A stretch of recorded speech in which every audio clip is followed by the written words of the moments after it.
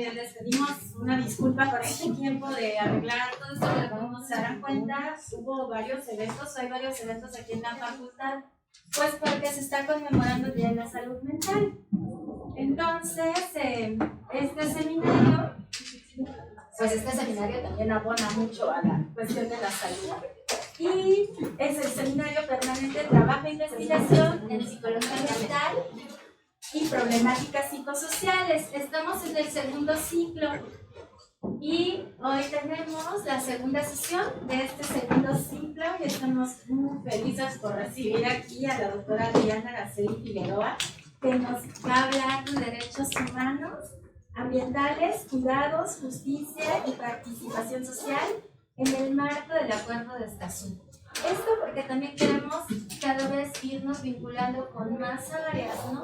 Y saber que la psicología ambiental tiene trabajo en diferentes campos. Ahora, esto tiene que ver con políticas públicas. A lo mejor muchos de nosotros desconocemos qué es esto del Acuerdo de Escazú o cuáles son los objetivos de desarrollo sustentable, ¿no? Las metas, pero es importante pues que estemos familiarizados y conozcamos para poder hacer también trabajo comunitario, intervención y acompañamiento psicosocial y comunitario. Bienvenida, Adri, y también pues presento a Mónica, doctora Mónica Melina Morales, que es también de las organizadoras de este seminario que el día de hoy va a moderar. Gracias por estar aquí. Bueno, buenos días a todas y todos donde vamos a estar aquí el día de hoy para hablar, como bien lo comenta la doctora Itzel, en términos de un trabajo interdisciplinario. Ya lo explicará muy bien la doctora Adriana, lo podemos seguir conversando al final. Por ahora quiero presentar a la doctora Adriana Araceli Figueroa Muñoz Ledo. Ella es licenciada en Psicología por la Universidad Autónoma del Estado de Morelos. Es maestra en Salud Pública por el Instituto Nacional de Salud Pública y doctora en Ciencias Sociales por la UAM. En 2020 realizó una estancia de investigación en el Laboratorio Nacional de Diversidades de la UNAM. En 2021 formó parte del equipo consultor del proyecto Elaboración de insumos necesarios para el desarrollo de un observatorio de resoluciones en materia de acceso a la información pública con perspectiva de género. En 2022 participó en el análisis de información y elaboración del informe Discursos, Redes y Pluralidad, impactos diferenciados en la moderación de contenidos en plataformas digitales, en colaboración con el Instituto de Investigaciones Jurídicas de la UNAM y artículo 19 AC. En términos laborales, de 2014 a 2018 participó en proyectos comunitarios sobre prevención de violencia contra las mujeres en la Dirección de Servicios Sociales y en el Centro de Extensión y Difusión de las Culturas, ambos pertenecientes a la UAM. Además, en la misma universidad se ha desempeñado como catedrática desde 2017. Sus áreas de interés son género, emociones, cuidados y etnografía digital. Y pues le damos la bienvenida a esta sesión de seminario.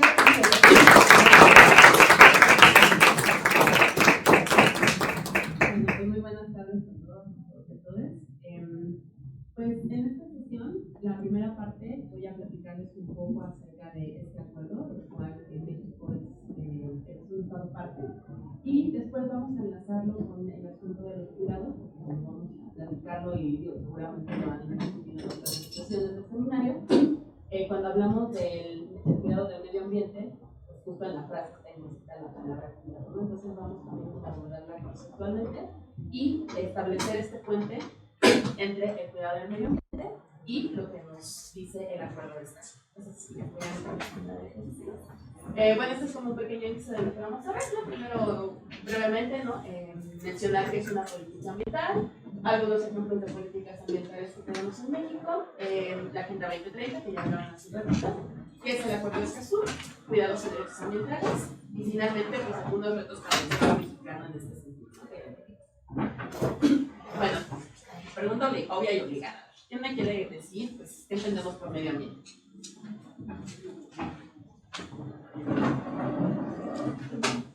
¿Cómo lo definiría?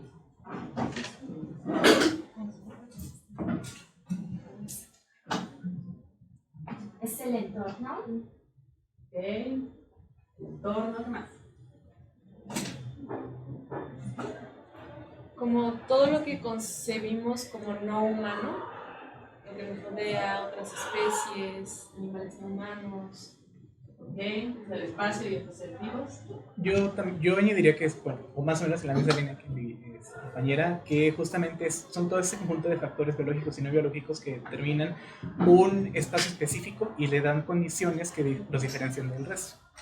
Ok, sin meternos como en estas definiciones tan teóricas, tenemos como este entendido, ¿no? O sea, el medio ambiente es pues, ese entorno que habitamos.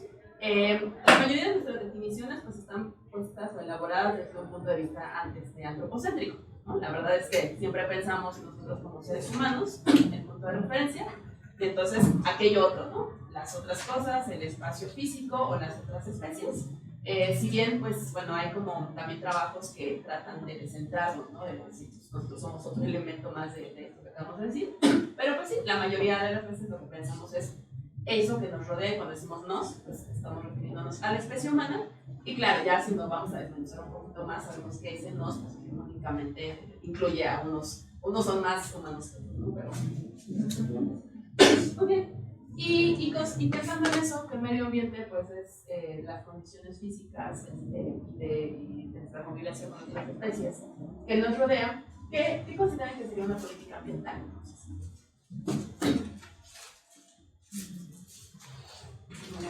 Reglas para esa interacción con grosso modo es una definición, ¿no? En nuestro estado, ¿no? Los estados, cuando elaboran políticas públicas, lo que se quiere decir es que toman ciertas decisiones, ¿no? Con base a las necesidades de la población para establecer, pues pueden ser marcos regulatorios, condiciones, ¿no? Condiciones en las que va a ocurrir cosas, ¿no? En este caso, pues nuestras relaciones con ese entorno que implican, pues, hablar de las vidas, ¿no? Sobre todo de las vidas que se ponen en el centro, que son las vidas humanas, pero también las otras vidas que nos interrelacionamos, ¿no? Perdón, mi tos no es infecciosa. Como 15 días me bañé con un poco de... Bueno, ¿qué es una política ambiental? Entonces, les decía, ¿no? Son decisiones, en general son decisiones que se concretan pues en acciones, organizaciones o leyes que implementan los gobiernos y, en el caso de las políticas ambientales, están dedicadas a la atención y protección del medio ambiente. ¿Por qué preocupa? Pues en primer lugar, preocupa porque estamos conscientes que dependemos de un entorno con ciertas condiciones para nuestra sobrevivencia, aunque ya si ampliamos esta discusión a otros niveles éticos, pues también importa pues, todas las vidas importan. Pero bueno, de entrada es porque creemos que importa la especie humana. Y una política ambiental pues, también entonces es el resultado de la interacción de intereses políticos, es decir, la interacción de intereses públicos, ¿no? de aquello que se supone nos interesa como colectivos, pero también económicos y sociales. Bueno, eso seguramente lo hemos discutido ampliamente en otras sesiones de este seminario, como un montón de decisiones que se toman alrededor del cuidado del medio ambiente, pues no descansan solamente por el interés del medio ambiente, ¿no? Es más, se ven, se confrontan, ¿no? con otros intereses y que bueno, su intención final sería procurar las bases de la vida, que puse entre paréntesis solo humana, ¿no? Porque aunque entendemos que necesitamos de toda la vida en su conjunto para vivir, también sabemos que en los hechos priorizamos la vida humana, e insisto, y algunas vidas humanas dentro de ese gran grupo. Y conseguir además un desarrollo sostenible, porque pues sabemos que para que las condiciones propicias que pudiéramos lograr en un momento determinado, para que se sostengan en el tiempo, pues se tienen que realizar algunas acciones. Aunque nuestra vida es cortita, ¿no? 70, 80 años, pues sabemos que no podemos pensar únicamente en nuestras vidas individuales, sino que necesitamos como sociedad pensar en las vidas.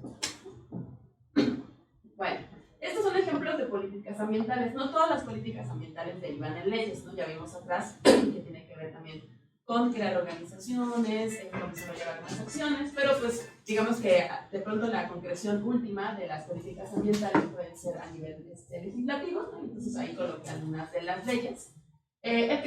México, por ejemplo, podemos ver, ¿no? al menos, ¿no? Las que yo puse ahí, tenemos 6 leyes, 6 marcos regulatorios en torno a la condición ambiental. Entonces uno diría, pues, parece bien la cosa, ¿no? Estamos a gusto. Sin embargo, pues dentro de las propias leyes, pues hay como, ¿no? letras chiquitas en el sentido de tal vez no consideran las condiciones diferenciadas de las que experimentan las poblaciones, tal vez chocan, es decir, no hay armonización jurídica, chocan con otras leyes, y bueno, y además chocan, ¿no?, con intereses económicos, ¿no? Entonces un marco legislativo puede ser bondadoso y amplio, pero eso no necesariamente se refleja o se traduce en que la realidad se concretiza, ¿no?, en este caso, pues, en un medio ambiente cuidado, ¿no? Y además, pues los países no operan solos, ¿no?, o de manera individual, sino que se van inscribiendo en intereses globales, porque pues sabemos que habitamos el mismo planeta, y aunque dentro de esta globalización pues hay un montón de condiciones bien diversas, pero pues hay al menos buenas intenciones, ¿no?, que insisto, pues, se van tropezando con un montón de cosas en el camino, pero hay buenas intenciones en las que pues, las naciones dicen tenemos que colocar objetivos comunes porque este planeta es común y porque además llevamos ya pues, un siglo, ¿no?, al menos, donde este fenómeno que llamamos globalización pues se ha enraizado, ¿no?, en nuestra cotidianidad. Ahí coloco, no voy a hablar de los 17 Objetivos de Desarrollo Sostenible, se llama la Agenda 2030, ¿no? Se supone que nos quedan 6 años para alcanzar esos 17 objetivos de manera global. Ya podemos anticipar, ¿no?, que llegan, que el 2029 se van a hacer el plazo, no van a pedir prórroga, no sé qué va a pasar. Sí, estas prórrogas, ¿no? Antes de la Agenda 2030 se llamaba la Agenda del Milenio. Sí, entonces, pues, cuando ya vamos a llegar al milenio, pues hay que renovar, ¿no?, el contrato. La cosa es que el planeta no me va el contrato fácilmente.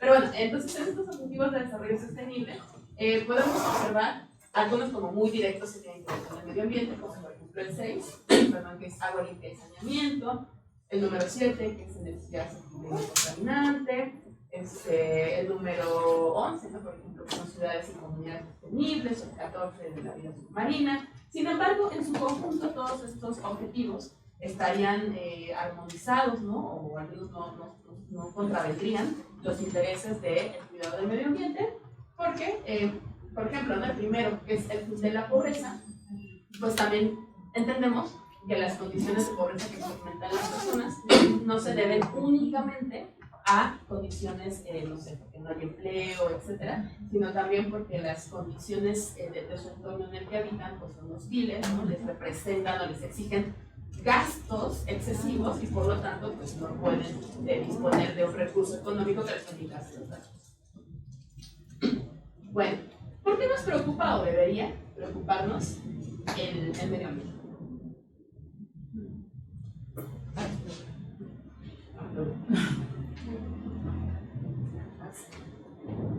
Es nuestra casa, el lugar que habitamos. ¿Cuál nos debe comer? Porque gracias a él pues podemos sobrevivir.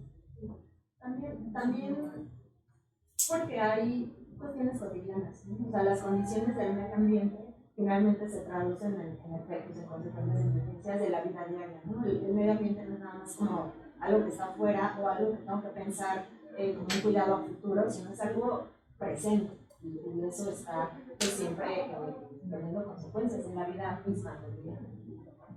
Sí.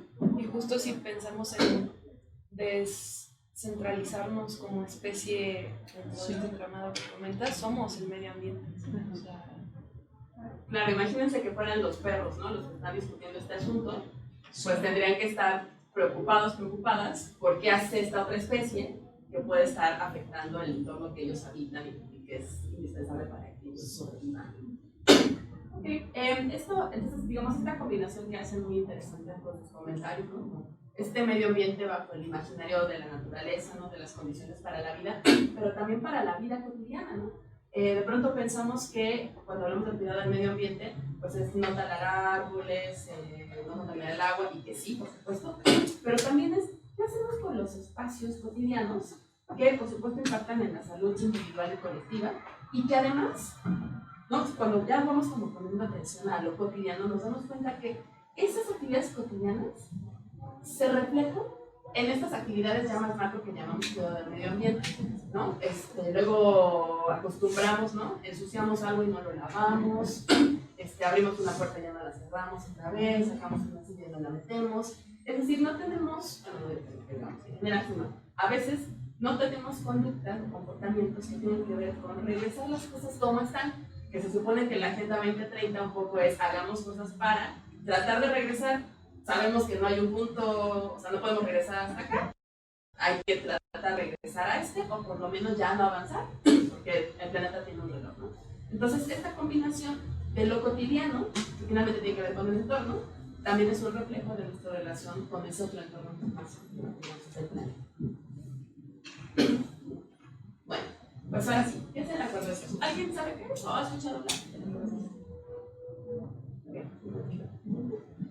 Muy bien. Bueno, así como ¿no? Tiene sus antecedentes en la declaración de Río, de 2002 a 1992. Esta declaración, su nombre completo es la Conferencia de las Naciones Unidas sobre el Medio Ambiente y el Desarrollo Sostenible. Y entonces se desprende en particular del principio 10 de esta declaración, que este principio refiere a que los estados deben facilitar y fomentar la sensibilización y la participación de la población, poniendo la información a disposición de todos. Deberá proporcionarse acceso efectivo a los procedimientos judiciales y administrativos, entre estos el resarcimiento de daños y los recursos patrimoniales. Entonces, esas tres palabritas que coloqué en el propósito son la esencia de lo que va a abordar el acuerdo de Escazú. Este acuerdo se firmó, México lo firma en 2018 y en 2020 el Senado de la República lo ratifica. No es 2021, en 2020 sí lo ratifica y en 2021 nuevamente. Con esta ratificación de 2021 el Estado mexicano adquiere ya la obligación, es decir, se convierte en esto que le llaman un Estado parte. El Estado, cuando los países son Estado parte de un acuerdo, adquieren ya obligaciones, o sea, se comprometen a. Y diferente, por ejemplo, a cuando son Estados solamente miembros, que tienen voz y voto, pero no tienen como el nivel de la obligación. Entonces, México pues, ya ahí, entonces, tendría que cumplirlo. El acuerdo de Escazú por sí mismo es esto que le llaman como instrumento vinculante, quiere decir que tiene una fuerza legal para aquellos estados que se han adscrito como estados parte. Este es el nombre completo, ¿no? Lo que está rojito. Se llama Acuerdo de Escazú porque se firmó en la ciudad de Escazú, en Costa Rica. Acordará el nombre, pero el nombre completo es este. Y es el primer tratado ambiental propio de la región en Latinoamérica. Es el primer acuerdo que tenemos en ese sentido. Y cuenta hasta el momento con 15 estados parte, aunque tenga más estados miembros, son 28 me parece, pero estados que han adquirido obligaciones son estos que coloco entre paréntesis. Si observamos, pues hay como una mayoría, ¿no? de países pequeños que se han suscrito a la obligación, y ya si miramos como países un poco más grandes, pues estaría México, Chile, Ecuador, Nicaragua y Panamá, ¿no? Los demás, ¿no? Son estos países más pequeños. Y esto es interesante, ¿no? Porque al tratarse de un acuerdo de lo que tratan de apoyar, ¿no? a otra serie de aparatos para el cuidado de nuestro hogar, es interesante cómo pues, otros países, digamos, tienen mayor peso político en la región, pues todavía no se han suscrito como Estados Unidos. Brasil, Colombia, ¿no? Brasil, Colombia, Puerto Rico. Argentina. Así está. No, Brasil y Colombia. Interesante. Claro, pueden volverse Estados partes, pero es interesante que de 2018 a la fecha, han pasado 6 años, pues todavía lo están discutiendo. Bueno, el acuerdo de Escazú, entonces, es una herramienta que junto con otras que existen, sirve para la protección del medio ambiente y aquí vinculado con el asunto de los derechos humanos. Porque las tres palabritas que señalé en el párrafo anterior tienen que ver con derechos humanos, acceso a la información, en este caso información ambiental, participación pública, en este caso participación pública para el tema de decisiones ambientales que afectan a las personas que habitan ese entorno, y acceso a la justicia en asuntos ambientales para las personas, principalmente dirigidas a personas defensoras del medio ambiente, pero digamos, también puede aplicar, aunque no sean personas que realicen un activismo no como forma, pero que por alguna forma de participar para la defensa o protección de su entorno, pues se vean afectadas, no se vean envueltas como víctimas de algún delito. Entonces, el acuerdo de Escazú es un acuerdo de accesos, o sea, de que las personas podamos acceder a estos 3 derechos humanos. Por lo tanto, su objetivo pues, es que garantiza, mediante estos 3 derechos, que las generaciones actuales y las que vengan, pues cuenten con un medio ambiente sustentable. Esta idea no es nueva, ¿no? O sea, ya hay un montón de trabajo, acuerdos, en fin, que tiene que ver con ese párrafo, pero en particular el acuerdo de Escazú busca hacerlo a partir de la garantía de estos 3 derechos. Entonces vamos a desglosar un poquito cada uno. Bueno, ahí voy a comentarlo un poquito rápido, ya ustedes van siguiendo la diapositiva. En los artículos 5 y 6 de este acuerdo, esto nos habla del acceso a la información ambiental. El acuerdo de Escazú lo que nos dice es que los estados van acumulando y van produciendo información acerca de las condiciones del entorno. Esa información debe estar disponible para las personas, pero no solamente disponibles, sino también debe estar, cuando dice disponibles, quiere decir que los canales de comunicación de esa información deben estar disponibles. Es decir, puede estar la información en internet, pero también debe estar en medios no digitales para poblaciones que no tengan acceso a internet. Tiene que estar en español porque es la lengua oficial, pero también deberá estar en otras lenguas indígenas.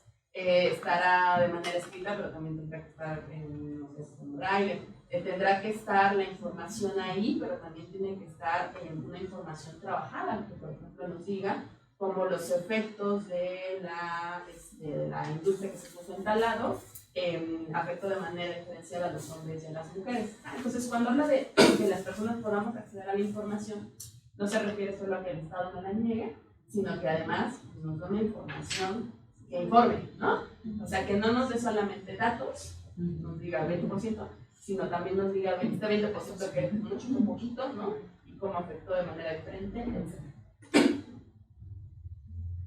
El segundo derecho de acceso, que es la participación pública en toma de decisiones ambientales, y que se refiere en el artículo 7, nos dice, si las personas tienen información útil, o sea, no solo como datos, sino tienen información útil, van a poder participar e incluso se podrán interesar en participar, porque es lo que pasa con los derechos, ¿no? Ah, pero si los derechos no están, ¿por qué no los ejercen? Pues porque, bueno, la cosa no es tan simple, ¿no? Las personas no solo necesitamos conocer nuestros derechos, sino tenemos que contar con condiciones suficientes para poderlos ejercer, sino de otro modo es complicado, ¿no?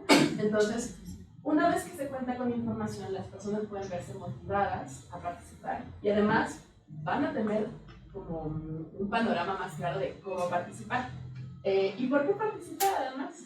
Pues porque uno vive en su casa y lo que pasa en su casa le afecta.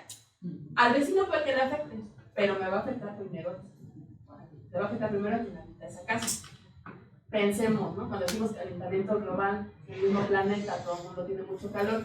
Pues sí, pero tienen más calor donde se taló. Tienen más calor quienes no pueden pagar un aire acondicionado.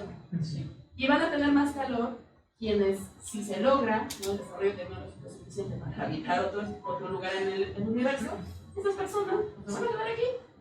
Y esto que acabo de decir, que de pronto suena como película de ficción, pues no lo es. Por eso se está haciendo investigación, ¿no? Se está haciendo investigación porque también el cálculo es, parece que aquí no nos va a dar otros 100 años, ¿no? Entonces necesitamos buscar dónde, pero pues a la hora de moverse, no todas las personas van a poder moverse. Entonces, ¿por qué es importante la participación pública? Porque las personas deberíamos tener el derecho y poder ejercer de participar en aquello que nos afecta, y más aún si nos afecta al medio. El tercer derecho, el de la justicia en asuntos ambientales, que se refiere en el artículo 8 y 9 de este acuerdo, es que el Estado tiene la obligación, pues primero como de proteger a las personas que se dedican a la defensa del medio ambiente, pero en su caso, pues a sancionar y a otorgar justicia, ¿no?, en caso de pues, que las personas sean víctimas de algún delito. Aquí yo ponía un dato, ¿no? Según Global Witness, en el año pasado, de los 200 asesinatos de personas defensoras a nivel mundial, 166 ocurrieron en América Latina. O sea, por región, somos una región muy amenazante, muy riesgosa para las personas defensoras ambientales. Cuando las personas no pueden participar libremente en el cuidado y defensa de sus espacios, porque hay un Estado que no provee de las condiciones suficientes para que puedan hacerlo, pues también hay un mensaje, ¿no?, sobre qué intereses importan y qué vidas importan. Porque quienes están defendiendo, o sea, las personas defensoras del medio ambiente, pues, o sea, no son Elon Musk, ¿no? O sea, no son estos sujetos que se benefician del planeta, ¿no? Son las personas que sufrimos o que sufren, ¿no?, las condiciones más adversas. Entonces, además, las personas defensoras del medio ambiente ya vienen con una historia, con un conjunto de desigualdades, de discriminaciones, de violencias. Por lo tanto, pues, cuanto más, ¿no?, los estados deberían de procurar su seguridad, y si no ocurre, pues tienen que procurar la justicia. Y bueno, este otro, que no son derechos de acceso, pero es como otro punto fundamental del acuerdo de Escazú, es el fortalecimiento de capacidades y de cooperación. Es decir, que los estados también deben de llevar a cabo las acciones necesarias, es decir, también deben de llevar a cabo políticas públicas suficientes para poder crear los organismos necesarios, para poder capacitar a los operadores. Es decir, este objetivo es como una condición transversal que permitiría que se puedan garantizar los derechos de derechos. Otros conceptos clave, ¿no? El acuerdo de Escazú hace énfasis en las personas o grupos en situación de vulnerabilidad, porque reconoce que los efectos, sobre todo los efectos negativos de los entornos, pues, no cuidados, de los entornos no saludables, afectan en primer lugar a las personas en mayores condiciones de vulnerabilidad. Es decir, las vulnerabilidades de las condiciones de vulnerabilidad se potencializan en un entorno no saludable. Por lo tanto, pues, son como sujetos importantes en este acuerdo. Y el otro concepto clave, que sería el de democracia ambiental, pues que tiene que ver con que el cuidado del medio ambiente es un interés ciudadano, ¿no? Por lo tanto, es decir, el entorno es como ese espacio público que nos atañe a todas y a todos, y por lo tanto, pues, las decisiones que se hacen sobre ese entorno pues, deberían de partir de un punto de vista en el que todas las personas puedan participar. Insisto, es súper importante considerar que para poder participar no basta con que el permiso es dado, sino deben de existir condiciones suficientes para que todos y todas podamos participar. Es como en las votaciones, ¿no? Uno dice, pues, todo el mundo puede ir a votar. Pues si en tu comunidad ya sabes que pueden incendiar la casilla, que puede haber balas, etc., tú no vas a ir a votar, ¿no? Entonces, ¿dónde queda la democracia si no hay las condiciones suficientes para que todos y todas ejerzamos el derecho de la misma manera? Muy bien, entonces, es el primer acuerdo en América Latina que une este tema de derechos humanos con el tema medio ambiente. Luego entonces yo tengo información, participo, si mi participación terminara en un crimen, tengo justicia, ¿no? Es lo que diría el acuerdo de Escazú. Luego, pues, aquí, digamos, pues ahí suena muy bien, y entonces, pues si esa ruta se sigue, si los estados garantizan esa ruta, también las personas podríamos de una manera más libre decir, pues le entro, ¿no? O sea, si le entro a la defensa del territorio.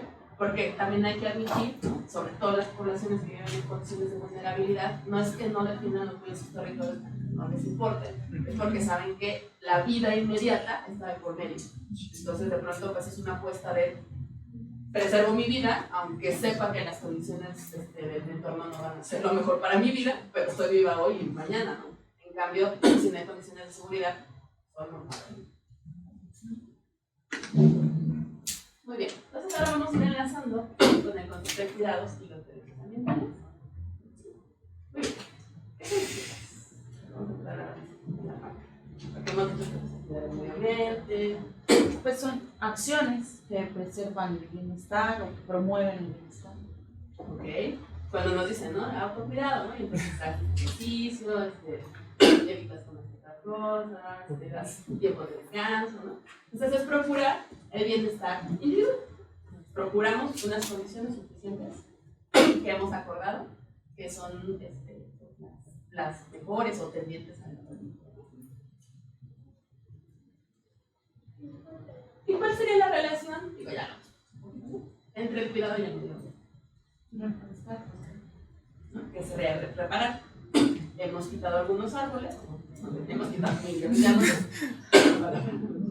millones de árboles, ya sea pues porque era necesario o porque alguien se los haga yo, pero se reparan, ¿no? Se vuelven a poner. Que claro, sabemos que ahí depende del asunto, la reparación de los tiempos son diferentes. Y justamente como lo que se mencionó hace un momento, el punto de la relación es que no se tendría por qué tener una diferencia entre ambos, porque finalmente nosotros somos una parte importante de todo esto. Los derechos ambientales son derechos humanos al final del día. Exacto. Y también si lo ampliáramos, bueno, ya estamos hablando como de un paso que queda más, pero si lo ampliáramos, pues serían derechos de los seres vivos. Universales. Los seres vivientes. Bueno, primero, una cosa a la vez. Un pasito. Bueno, con lo que es la definición textual y la voy a leer porque me parece que es una de las que yo me he encontrado en este camino de los cuidados, que me parece como muy completa y que nos va enlazando con el asunto ético de Joan Fischer y Berenice Stronton. Lo leo. Los cuidados son una actividad específica que incluye todo lo que hacemos para mantener, continuar y reparar nuestro mundo, para que podamos vivir en él lo mejor posible. Ese mundo incluye nuestros cuerpos, nosotros mismos y nuestro entorno, todo lo cual buscamos entrelazar en una red compleja que sustenta la vida. Este esfuerzo no supone que ciertas personas, por ejemplo mujeres en lugar de hombres, tengan una capacidad para sostener nuestro mundo, o que algunos esfuerzos, por ejemplo, de curación o de curación del cuerpo, en lugar de construcción de viviendas, hagan una contribución más importante. Esta definición me gusta mucho. Justo, bueno, primero porque ni siquiera menciona como lo doméstico, ¿no? Que es luego lo que pensamos en el trabajo de cuidados. Y no lo menciona no porque no sea, sino porque dicen, no, nada más es eso, ¿no? Sino es todo aquello que quepa en mantener, continuar y reparar. Ellos no están hablando exactamente como del ambiente, bueno, no solo del ambiente, porque cuando ponen mundo entre comillas, están pensando en el mundo, ¿no? En el mundo tangible, pero por ejemplo en el mundo afectivo, ¿no? Cuando ahora que se ponen de moda las cosas afortunadamente para visibilizar, que dicen lo de responsabilidad de uno, ¿no? ¿Qué tiene que ver? Pues mantener, cuidar y reparar las emociones propias y de los otros y de las otras, ¿no? Y digo, no porque seamos responsables de la vida emocional de los otros y las otras, pero a veces sí, ¿no? O sea, tal vez no somos responsables para bien, pero para mal sí somos de todo el mundo responsables. ¿Y por qué? Pues porque vivimos en ese mundo material y simbólico que necesita estarse manteniendo, continuando y reparando. El otro día me comentaban que se vieron un documental de National Geographic, no me acuerdo, donde hacían el ejercicio de qué pasa y cuánto tiempo se necesita para que el planeta se repare si quitamos la presencia humana. Creo que el estimado eran 3 meses. Ah, ya me acordé, lo estábamos platicando el otro día con uno de los compañeros de aquí del instituto, que en pandemia le tocó venir, y entonces nos comentó que no conejito. Y que bueno, y que las matitas del parque pues habían crecido, o sea, la universidad, el entorno cambió, porque dejamos de estar aquí. Entonces, pues al ser la especie humana la que más impacto tiene en las condiciones ambientales, pues tenemos muchísima responsabilidad en estas 3 acciones de mantener, continuar y reparar. Por lo tanto, cuidar, ¿no? Tiene que ver con sostener la vida, y si nos vamos conectando con el acuerdo de Escazú, pues con sostener la vida biológica, vaya, no las condiciones ambientales. Tiene que ver con participar, porque justamente porque no todas las personas participamos en la misma medida, de la misma forma en el cuidado ambiental, pues es que nuestro planeta nos está recordando que nos estamos acabando. Tiene que ver, o hay que integrar, que en este sostenimiento y participación del cuidado del entorno, hay un montón de variables que se utilizan para que esto ocurra de manera bien diferente. La clásica, digamos, es el género. Bueno, la clásica es una de las más potentes, porque pues ya está muy claro, de hecho, está muy claro cómo las mujeres defensoras del medio ambiente sufren además violencias específicas por ser defensoras, por ser mujeres, porque pues el género nos dice, pues esto tendrá que estar en su casa, tendrá que estar en bandera, esta que anda participando, liderando, etc. Pero también atraviesan otras categorías. ¿Quiénes son, digamos, por clase social las poblaciones más preocupadas por el cuidado del medio ambiente? Las rurales. Exacto. Por una parte, pues tienen una relación diferente con la tierra, con la naturaleza. Y también porque experimentan de manera más potente, más directa, los efectos de la contaminación, del calentamiento global, etc. Por grupo de edad, por grupo etario, ¿cuál se imaginan que podría ser como más participativo en términos de cuidado? Los adultos. Pues yo también pensaría que los adultos mayores, no tengo el dato, pero pensaría que las personas adultas mayores, de pronto tal vez porque la juventud nos hace pensar que somos invencibles, ¿no? Puede ser eso, se me ocurre. Y también se integra el asunto de la justicia, porque pues quienes hemos cuidado mucho poquito, sabemos que también esto ocurre en escenarios muy injustos de las cosas, ¿no? Desde la desigualdad en la repartición de las actividades, pero también desde la propia, o sea, desde desigualdades más estructurales que hace que personas cuiden en condiciones bien complicadas, o sea, porque es mucho más sencillo cuidar un bebé cuando sé que tengo un salario fijo, prestaciones, bla, bla, bla, que cuidar un bebé cuando sé que también tengo que estar con 3 empleos, porque no alcanza, porque además enfrentarme a la inseguridad, porque el Estado es incapaz, ¿no? Entonces, también ahí podemos encontrar la justicia en el asunto del cuidado. Estas autoras, además, nos dicen, es que cuando cuidamos, y pensémoslo en el cuidado del medio ambiente, que es lo que nos trae aquí, pensamos que tenemos derecho a, digo, lo que nos dice el acuerdo también, tenemos derecho a vivir en un entorno cuidado, ¿no? O sea, un entorno que es lo suficientemente sano para que nosotros podamos estar bien. Pero estas autoras nos dicen, si lo que tú estás haciendo es mantener, preservar y reparar el espacio y las cosas o las gentes con las que tú te relacionas, y eso te beneficia, cuidar es un derecho. O sea, la acción de cuidar. Porque claro, recibir cuidado es un necesidad. Pero cuidar, también verlo como un derecho. Cuando que lo que de pronto se siente es una obligación, ¿no? Tengo que cuidar a mis hijos porque yo decidí, ¿no? Yo decidí tener hijos, entonces pues es mi obligación. Tengo que cuidar, no tengo que tirar basura. ¿Por qué? Pues porque me sancionan, ¿no? Hay una multa, tengo la obligación de mantener el espacio limpio. Pero ya te sentí, si pensamos que no es una obligación, sino que es un derecho. Y claro, y si lo desmenuzamos, decimos, pues es que tenemos beneficios de ello. ¿Por qué tendría que ser una carga que nada más tuviera que sancionarse? Claro, como derecho, pues uno dice, pues me resisto a ejercer mi derecho, ¿no? Me estoy obligada a ejercer mi derecho. Pero ellas también, y lo vamos a ir abordando ahorita, van vinculando con el asunto ético.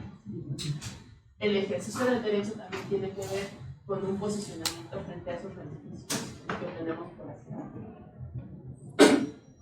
Entonces, ¿de qué lado yo, bueno, voy como poniendo, ¿no? Cuando se cuida del medio ambiente, del entorno, pues, hay actividades diferenciadas, o sea, hay que hacer diferentes cosas, no todos ni todas hacen lo mismo, a veces porque no se puede, no se requiere, pero también porque hay injusticias estructurales, que hace que el cuidado del entorno sea repartido de manera desigual entre mujeres u hombres, o entre adultos y niños, entre jefes y subordinados, ¿no? Siempre es como más fácil verlo en el lugar. ¿Cómo se distribuyen las tareas de cuidado de ese entorno? Que también es un entorno ambiental, porque si ustedes, la casa del vecino, no se limpia nunca, se empiezan a llegar los ratones, los no sé qué, y eso no van a decir, ay, aquí es la del vecino, es el más limpio, no. O sea, eso se van a pasar a tu casa. Entonces, los espacios privados también son parte del espacio público. Entonces, estas actividades diferenciadas de cómo cuidamos el entorno están diferenciadas por diferentes categorías, género, clase social, etc. También está diferenciado los impactos, porque vamos a regresar al ejemplo de la casa sucia del vecino. Quien vive en las lomas, ¿no? Y la casa del vecino de las lomas está fatal, pues ese otro de las lomas de su casa limpia, pues tiene diferentes como elementos, ¿no? Que le dan poder, llámese dinero, conectos, lo que sea, para corregir lo que el vecino está haciendo. Sin embargo, una comunidad, ¿no? Así que las personas mortales, y llegan, ¿no? A querer poner ahí la industria tal, la termoeléctrica tal, etc., no va a poderse deshacer tan fácilmente del impacto medioambiental que va a traer eso. Incluso si intenta hacerlo, es muy probable, ¿no?, en este país que sea víctima de algún delito. Por lo tanto, los impactos también son diferenciados, porque los recursos de afrontamiento son diferenciados, ¿no? Esto del calor me parece como un buen ejemplo. Sí, en todo el planeta hace cada vez más calor, pero hay personas que tenemos la ventaja de trabajar bajo techo. Y luego decimos, no tengo aire acondicionado. Bueno, pero no está sin el sol. Y hay gente que además de estar bajo techo tiene el aire acondicionado, etcétera, etcétera, cosas que además compartimos más. Pero tienen recursos de afrontamiento diferentes. Pensar que esto está desligado de otras condiciones sociales también es muy ilusorio. Entre más calor tiene uno, más de malas condiciones. La violencia incrementa. Y esto también, estos recursos diferenciados luego sirven para la justificación de claro, que los pobres son violentos. Pues no es que los pobres no tienen calor, ¿no? O sea, los pobres tenemos calor, tal vez tenemos hambre, ¿no? Porque los recursos son diferentes. Entonces les decía yo, el acuerdo de Escazú hace énfasis a las condiciones de vulnerabilidad. Nos dice, estos 3 derechos de acceso son para todas las personas, pero hay que poner un ojo especial en las poblaciones que viven en condiciones de vulnerabilidad, porque son las poblaciones que más bronca van a tener con estos derechos. Luego entonces, pasando como un otro nivel, digo, el acuerdo de la Escazú no plantea esto, sino como mi conexión con la Nación de Universidades. Carol Gilligan, que es una bióloga feminista, ella habla de la ética del cuidado. Dice, cuando los estados se preguntan, ¿cómo hacemos para regular esta cosa del cuidado, ¿no? Hay que pagarle a las mujeres amas de casa, ¿cómo armamos un sistema nacional de cuidado? O sea, cuando ya se tratan de dar respuesta a estos asuntos, desde esta visión ética del cuidado dicen, no se hagan bolas, pregúntenle a las, sobre todo porque son a las que cuidan en condiciones de vulnerabilidad. Porque esas son las que están cuidando. Es como si le pides a alguien que te enseñe a andar en bicicleta, ¿a quién le vas a creer más? ¿A quién sabe andar o a quién no? O sea, ¿quién sabe andar? Entonces, hay que preguntarles a ellas. ¿Cómo cuidan? Ellas saben. Ellas son las que más saben, porque cuando además tú realizas una tarea en condiciones más complejas, la aprendes a hacer mejor. Si pensamos en el cuidado ambiental, pues a quién tendría que estarle preguntando al Estado mexicano. A las personas defensoras ¿no? del medio ambiente. Porque además les van a, esas personas, decía Excel, cuando hizo la comunidad rural, yo decía, pues claro, porque también tienen una relación diferente con la tierra, con el espacio. Porque tienen un piso ético diferente, en la medida en que se relacionan diferente. Luego entonces, pues, asumiríamos, van a tener ideas un tanto más utilizadas. ¿Cómo defender? Claro, o sea, sí necesitamos marco regulatorio, que no salgan a matar, ¿no? Pero de pronto, pues el Estado también es muy represivo, ¿no? Tiene sus mecanismos de represión hoy en 2024.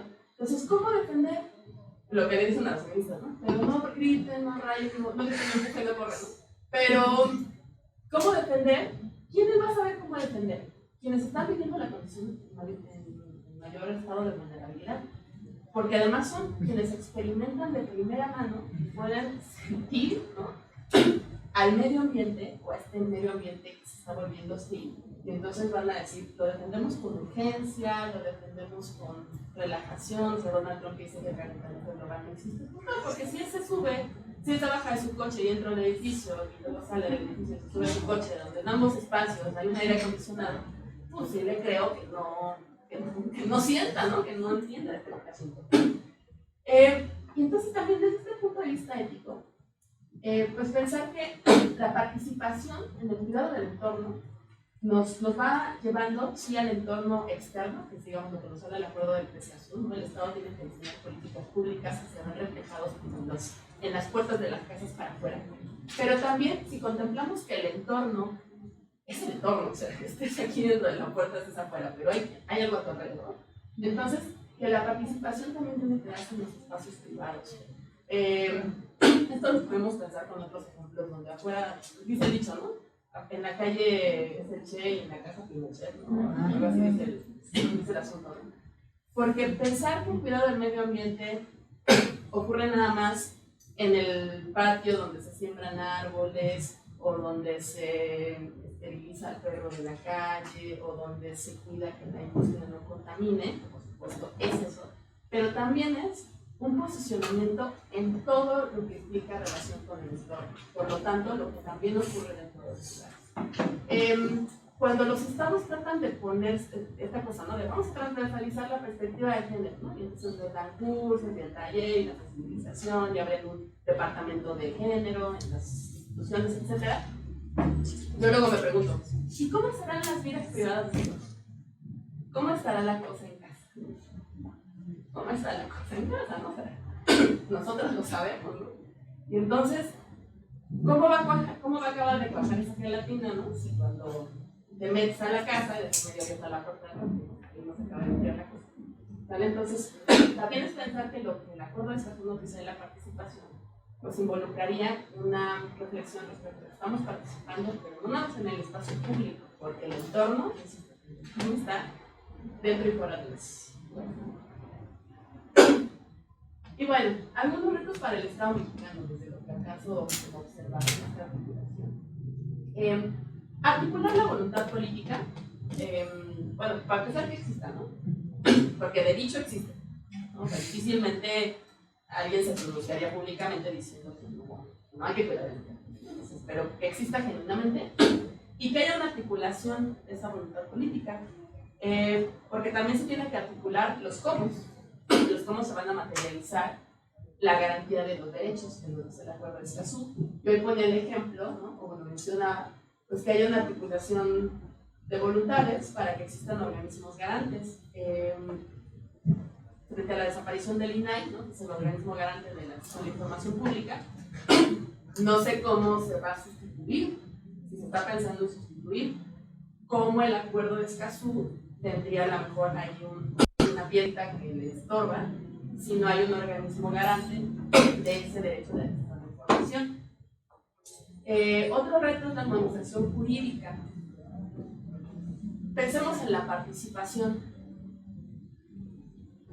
¿Cómo nuestros marcos legales pueden entorpecer la participación colectiva en el espacio público si puede interpretarse como actividad vandálica? O que atenta contra el interés privado porque se metió a propiedad privada.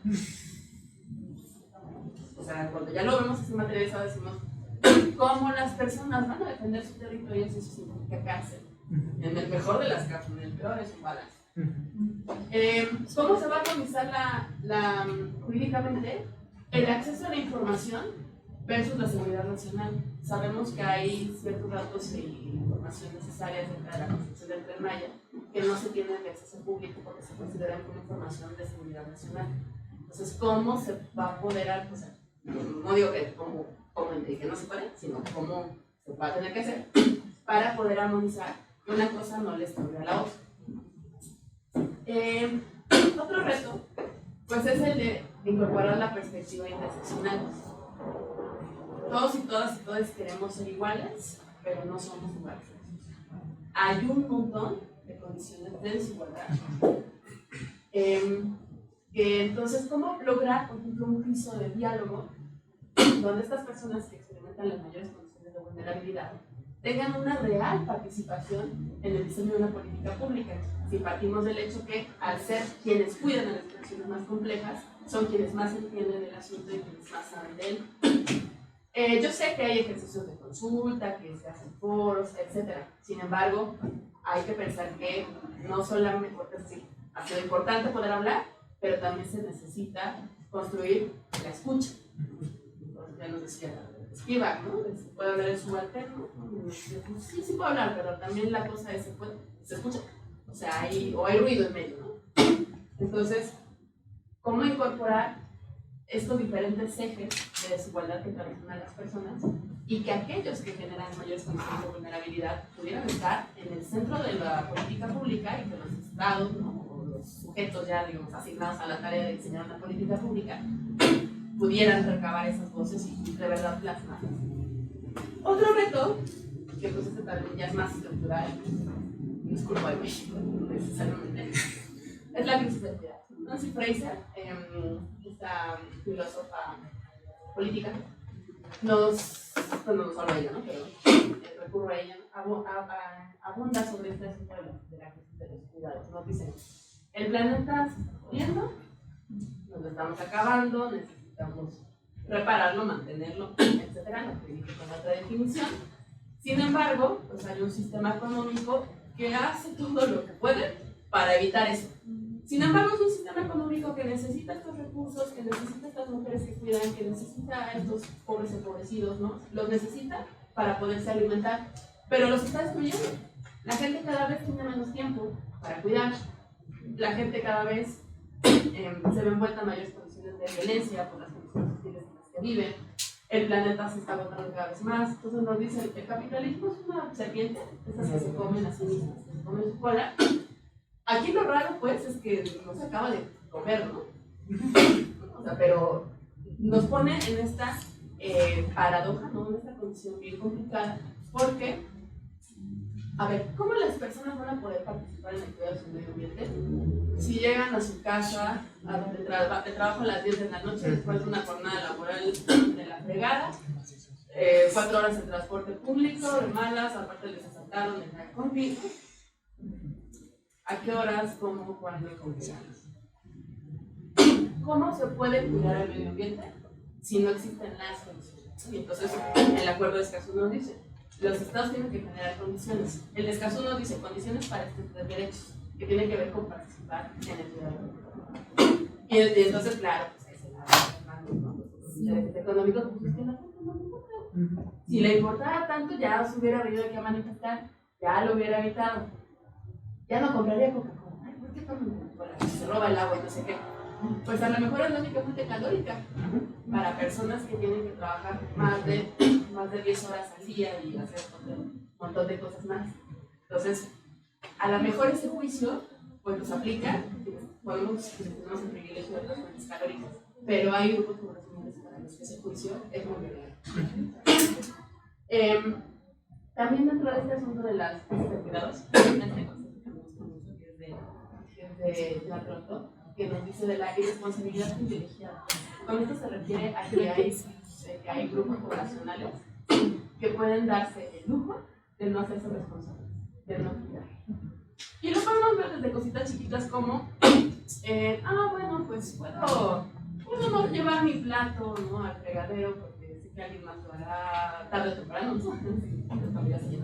Alguien más lo hará. No tengo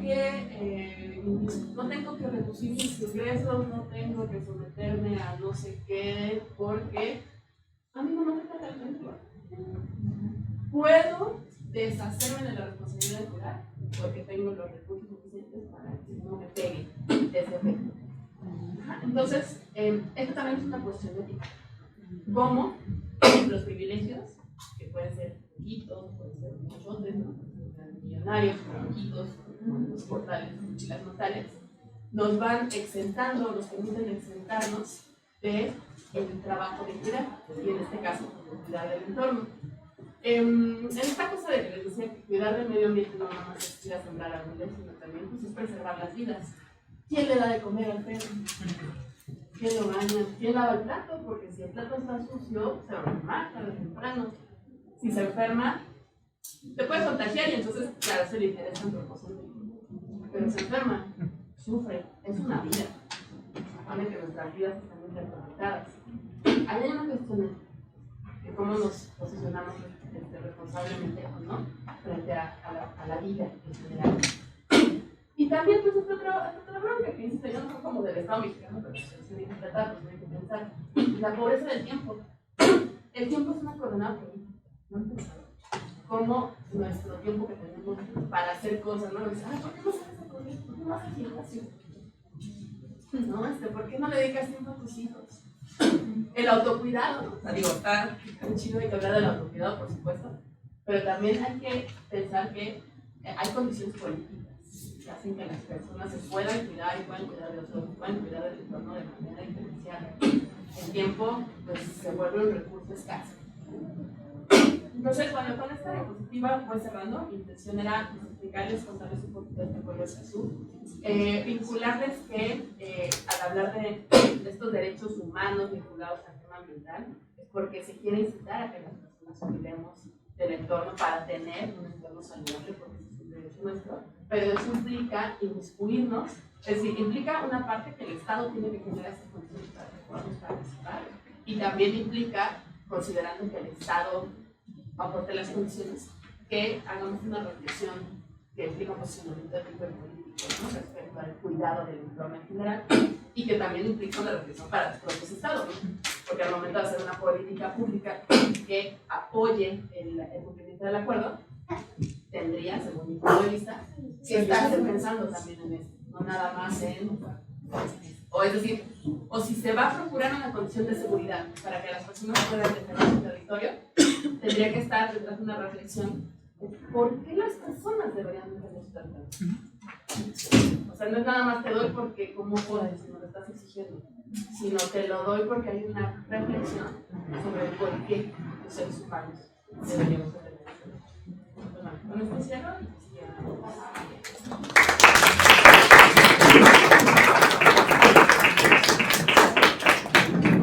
Muchas gracias a la doctora Elena por todas estas reflexiones, ¿no? Que van más allá de esta cuestión informativa, sino justo lo que queremos propiciar también con estos espacios del seminario, también una cuestión reflexiva, más allá de estas cuestiones que sí son importantes, ¿no? De apropiarnos también de distintos instrumentos, cuestiones conceptuales. Y bueno, antes, para seguir haciendo este trabajo reflexivo, podemos abrir, ¿no? Como este espacio, quien tenga alguna duda, algún comentario, reflexión igual, y pues ya al final podemos tal vez ir haciendo ciertos aterrizajes, entonces pues, quiera. Sí, gracias, Odette. A mí me hiciste pensar en muchas cosas y cómo podemos vincularnos también desde la psicología ambiental comunitaria, la psicología social comunitaria, ¿no? Para más bien para fortalecer como la participación. Y en varias cosas que decías ahorita pensaba, venimos del evento de salud mental y la directora dijo en la mañana algo así como que son necesarios los factores protectores, ¿no? Para la salud. Y entonces pensaba esto que ya hemos andado hablando en otros espacios, cómo justamente la información es un factor protector, ¿no? Porque pensaba en cómo se hacen consultas, o sea, el Estado nos hace consultas que opinan a la población sobre el basurero, no sé qué, y no sabemos nada, no nos afecta porque es algo que está en otro contexto, ¿no? Entonces ponemos cualquier cosa, ¿no? Pero bueno, y también estaba pensando en cómo muchas organizaciones sociales, organizaciones de la sociedad civil, ambientalistas, ¿no? Pues nos quieren decir a las personas que vivimos en ambientes deteriorados, ¿no? O que están donde hay muchas problemáticas socioambientales, cómo defender nuestros bosques desde sus privilegios. Y lo que yo encuentro es que ellos es como, tenemos que dejar recursos para contratar biólogos y que hagan los diagnósticos y nos digan las estrategias, ¿no? Y entonces, desde mi experiencia, es, ¿por qué no usan ese dinero más bien? O lo invierten en proyectos que fortalezcan a los grupos que ya vi que están cuidando, ¿no? Por ejemplo, aquí está Silvia, ¿no? Que tiene un proyecto allá donde cuida una buena extensión, ¿no? Y así hay muchos otros grupos. Pero entonces, estos, o sea, como, pues sí, o sea, es importante pensar, ¿no? Ahorita que decías también el ejemplo de la Coca-Cola, ¿no? Pues sí, cada quien nos dice desde sus privilegios cómo cuidar, ¿no? Y entonces es, no, pues organícense y vayan y manifiéstense y háganle como en Cherán. ¿Cómo hagamos? Hagan ustedes, ellos no lo van a hacer. Ellos lo que van a hacer es tener dinero para contratar a alguien que les haga un diagnóstico y así se sigue, ¿no? Entonces, o sea, también pienso haciendo una crítica mucho del trabajo de las organizaciones. Porque se está grabando, ¿no?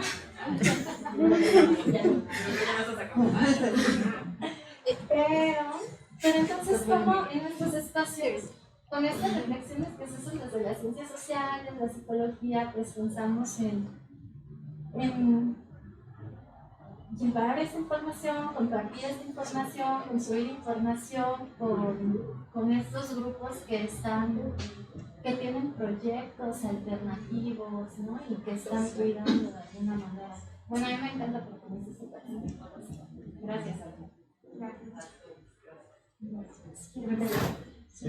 Bueno, ya me entró una duda respecto a si dicho acuerdo de Escazú, puntualmente protege las áreas, las áreas protegidas del país. O sea, si las políticas que este acuerdo genera protege directamente y sí lo ha protegido las áreas protegidas naturales del país. Porque creo que como se habla de que está en distintos países, pues en este caso, aquí en México sí ha funcionado como tal lo que proponen. Los protege directamente en el sentido de que lo que protege son tres derechos humanos vinculados con el tema ambiental.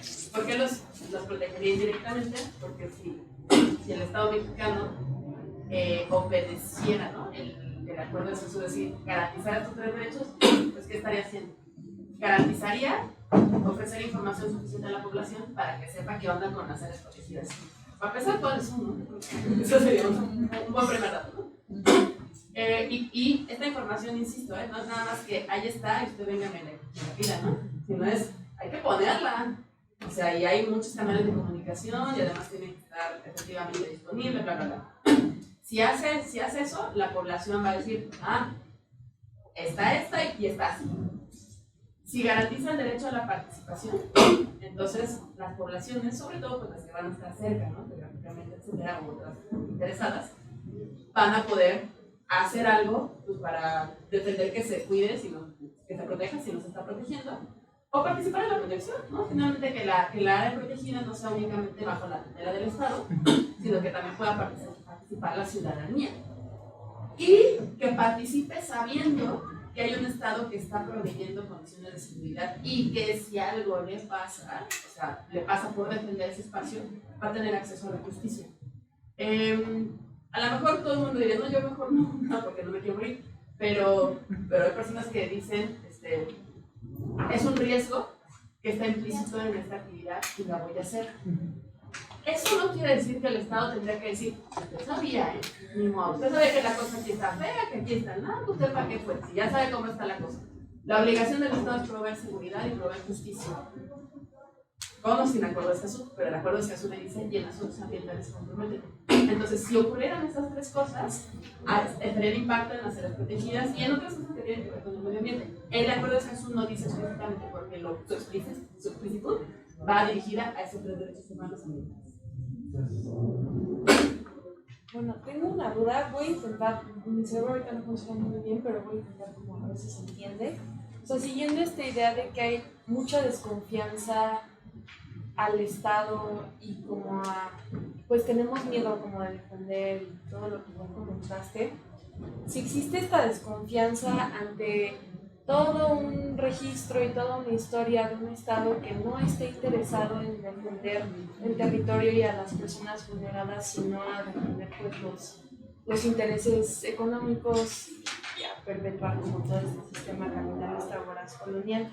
O sea, si existe esta desconfianza, tú que conoces como las políticas públicas, las has estudiado, también siendo psicóloga, ¿qué dirías de vale la pena como apelar a la voluntad política? Ya entiendo que podría ser ingenuo pensar en que ya nos desvinculemos del Estado y de las cuestiones estructurales y de quienes tienen poder, pero ¿cómo puedes conciliar o cómo te imaginas esta conciliación entre que estamos cansadas y hartas y desconfiando mucho de estos sistemas y de estas políticas públicas incluso, o mejor vámonos por alternativas comunales, de fortalecimiento comunitario? O sea, ¿cómo? Porque como dices, tampoco tenemos mucha energía ni muchos recursos para extender nuestra lucha hacia muchos lados, ¿no? Sí, es como, ¿cómo le hacemos? Y odiamos lo que pasa allá arriba, pero lo de arriba es importante. Sí, te entiendo y no sé. No, bueno, más bien, ¿qué pienso al respecto? Pienso, sí, no podemos desvincular del Estado. Por lo tanto, no podemos dejar de exigir. Pero al mismo tiempo tenemos que tener claros condiciones de realidad. ¿Hay más sanciones para un Estado parte que desobedece un acuerdo económico que para uno que desobedece un acuerdo ambiental? Entonces, ese es un obstáculo porque México a lo mejor no lo cumple y desconozco la sanción, seguramente no sería la misma sanción que si no se apega a Telcel. Y entonces, bueno, pues ya no doy parte, ¿no? Perdón, no quedé mal, pero no puedo. Es estar pues todo el tiempo caminando o peleando con la corriente. Ahorita que decías, estamos hartos, pero no tenemos tiempo. Sin embargo, yo creo que algo que también podemos observar como la historia humana es que pues, el hartazgo tiene tiempos. Hay momentos en los que hay que descansar porque no hay tiempo, porque la violencia, porque el autoritarismo, porque no sé qué. Pero me parece que los seres humanos nunca se quedan quietos. Entonces, pues lo desafortunado, ¿cuál es? Pues que nuestra vida les hace rato que es tan cortita que uno de pronto no alcanza a ver algún cambio. Sin embargo, también sería muy injusto decir que no se hace o que no se podrá hacer. Aquí tenemos una limitante de tiempo muy importante. O sea, el planeta no nos está preguntando. Y vamos a tener me parece, una limitante de tiempo todavía más fuerte si tecnológicamente se logra habitar otro espacio. Porque entonces, así que a ese van a ir los que pueden y menos va a importar a quienes se queden. Pero algo vamos a hacer, seguramente va a haber sangre, porque es una situación vital. O sea, aquí no es una cuestión como que pueda como esperar y negociar. O sea, posiblemente la cosa se va a poner difícil. ¿Cómo hacemos esa conciliación? Es bien complicada porque si esa conciliación, de acuerdo a lo que yo medio miro, tiene que ver con construir un piso ético, pues bueno, estamos ahí hablando, o sea, si individualmente ese piso ético de tu vida que toma la vida, ¿no? Que más o menos lo vas haciendo. Aquí este piso ético colectivo, donde además pues, está metida la cuchara de los intereses económicos, está bien complejo, pero también me parecería que pues muy derrotista decir, pues entonces ya no hacemos nada. Lo que yo agregaría es, creo que así como hemos identificado que nos volvemos verdugos de las propias mujeres, ¿no? Cuando les decimos, ay, es que usted es una muy mala víctima, ¿no? Usted es una muy mala feminista, usted es una muy mala feminista. También hay que pensarlo en términos de las personas defensoras de los territorios.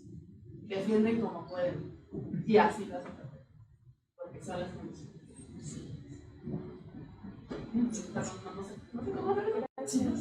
Y pues estamos juntas en este. No sabemos.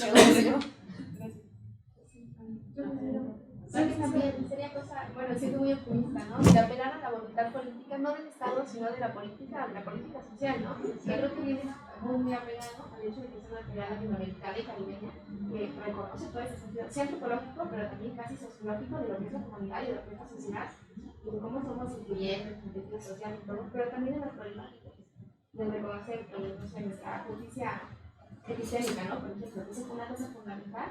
No solo informar, sino también hacer saber de los saberes que ya tienes, son conocimientos, ¿no? Descentralizar un poquito todo lo que se utiliza que ya tenemos, que ya nos propone las sociedades latinoamericanas. Por ejemplo, cuando la forma de descargo dice que participen la ciudadanía, pues está, digamos, implícitamente reconociendo que hay conocimientos diversos y que por lo tanto las personas consultadas para elaborar una política ambiental no solamente deben de ser quienes tienen una formación profesional en el asunto, sino quienes tienen una formación práctica, como nos diría Carlos Gilligan en el asunto de los cuidados. Así ahí, pues, y frente a la diversidad que hablábamos del tiempo, también es muy importante en nuestros pueblos, en nuestras sociedades, es este paso generacional, ¿no? Que se va dando. Y lo que no me toca a mí, le toca a mis hijos, y como que permite una alianza más grande entre las instituciones, que se llama equidad generacional, ¿no? Pero también es de derechos y de oportunidades, que son para nosotros como una forma de poder ver el avance del planeta. Así lo veo. Tenemos que nutrirnos, Sí, somos una palmadita porque es necesario, ¿no?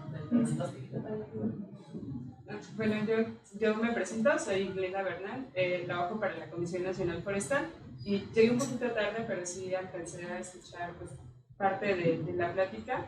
Se me hizo muy interesante porque recientemente con el cambio de gobierno llega a la Secretaría de Medio Ambiente una persona que se llama Alicia Bárcena. Ella habla de este acuerdo en su primer discurso y pues a mí me parece, de hecho vengo de una reunión con el director general de la Comisión Nacional Forestal y él también habla de este acuerdo donde se dice que pues, la información debe de llegar a las comunidades, ¿no?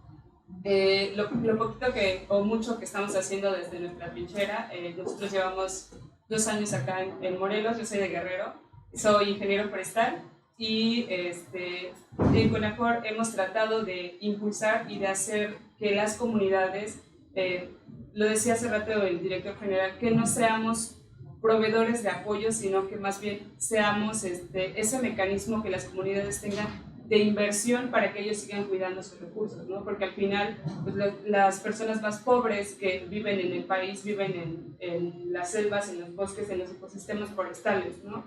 Entonces lo que estamos haciendo ahí, cuando la chica decía algo de que es muy triste, ¿no? La situación del país, pues en cuestión de violencia y de toda esta parte, que no hay personas que estén interesadas en el cuidado del ambiente, ¿no? Pero, ¿y de qué hacemos, no? Decía, ¿cómo hacemos para que la gente crea en ese gobierno o en esa parte de que, pues, no hay justicia para quienes han defendido el ambiente, como lo es el de las mariposas monarcas, que Netflix ya le hizo una serie, pero la secretaria del Medio Ambiente decía, ¿no? Que pues en el trabajo, y que yo espero la dejen trabajar, de ella es eso, ¿no? Proveer la justicia para quienes defiendan los recursos naturales, porque al final de cuentas pues es algo que nos va a afectar y que ya nos está afectando, ¿no? Los huracanes tan desastrosos que vivimos, que vivió apenas Guerrero con Otis y John. Entonces, pues, ¿qué hacer, no? Nosotros desde nuestra trinchera, ¿qué podemos hacer para que esto mejore? Ahí en la Comisión Nacional Forestal pues, estamos impulsando proyectos productivos para mujeres.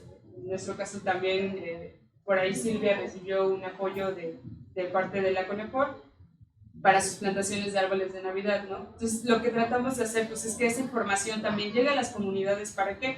Para que a lo mejor no es mucho lo que estamos haciendo, pero sí poquito para algunas otras personas, ¿no? Hay un programa muy bonito que es el programa que yo llevo ahí en la Comisión Nacional Forestal, que se llama Pago por Servicios Ambientales, que al final de cuentas no es un pago, ¿no? Es un incentivo que se les da a las comunidades que están cuidando ya esos recursos, ¿no? Porque al final son suyos, ¿no? Ellos viven ahí. Y yo les digo a los comisariados, que son los representantes de los núcleos agrarios, pues que se apropien del proyecto, ¿no? Que se sientan que es para ellos, porque les digo, pues yo aquí estoy a lo mejor y este año nada más termino porque vino el cambio de gobierno y ya me despide, ¿no? Pero al final que se vea el trabajo que se está haciendo, ¿no? Que ese proyecto productivo les sea redituable. ¿Para qué? Para que no estén pensando de, ¿y ahora quién me va a dar dinero por cuidar, no? Porque ya se ha acostumbrado la gente a eso. Y esa parte de pues las brechas de género que hay en las comunidades pues se ven ya en territorio muy marcadas, ¿no? Hemos llegado a comunidades donde les preguntamos, ¿y hay mujeres que quieran trabajar? No hay ninguna. Pero no hay comuneras, 2 o 3, pero ni vienen a las asambleas, ¿no? Pero yo cuando les preguntas a las señoras, oigan, ¿por qué no se involucran? Es que no nos dejan, ¿no? Levantamos la mano y nos dicen, sí, ahorita opinas, ¿no? Sí, ahorita. Y se acaba la asamblea y nunca nos dan la palabra, ¿no? Entonces también esa parte del trabajo con las mujeres pues se está llevando a cabo por parte de la CONAFOR. Y pues ahí vamos, ¿no? Caminando poco a poquito. La verdad que en estos 2 años se han logrado cosas muy importantes. Y esa parte de no informar, pues es que como lo comentaba el chavo, ¿no? ¿Y México protege las áreas naturales protegidas? Sí, las protege, pero quién sabe por qué no se da a conocer la información, ¿no? Yo espero que con la llegada de esta persona que sabe la verdad lo que dice a la Semarnat y con la llegada del director de la CONAFOR, pues el acuerdo de Escazú pues, se lleva a cabo ya en México como tal en los territorios. Esa es mi participación. Gracias. Algo que ahorita que comentabas cuando dijiste que estos grupos, hablando de estos grupos, ya estaban acostumbrados a que les pagaran por cuidar. Y entonces yo decía, claro, ¿cómo podemos, o sea, ¿cómo podemos aterrizar, ver el cuidar como un derecho, la acción de cuidar como un derecho, si se ve atravesada por una reclusión necesaria? O sea, que a esa gente ese dinero no les sobró. O sea, fue un recurso que fue útil para sus vidas. Entonces, también, ¿no? O sea, pensar que la asimilación del cuidar como un derecho también atraviesa por estos ejes diferenciados. Luego, entonces, quienes mayores privilegios ostentan en la vida tendrían que tener las mayores facilidades o el camino propio para poder asumir el cuidar como derecho. Sin embargo, el fenómeno ocurre completamente lo contrario. ¿Por qué? Pues porque la condición de vulnerabilidad es la que te conecta con la vida real, con la vida real. Por eso es que, con más, o sea, y sin romantizar, pero con un montón de dificultades, ahí ves a las personas más comprometidas con la